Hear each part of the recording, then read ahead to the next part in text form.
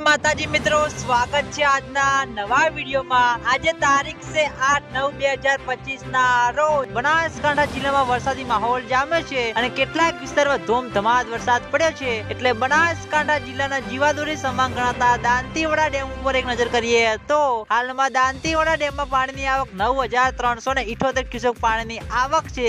દાંતીવાડા ડેમની સપાટી 595.45 ફૂટે પહોંચી ગઈ છે। દાંતીવાડા ડેમની ભયાનક સપાટી 604 ફૂટ છે।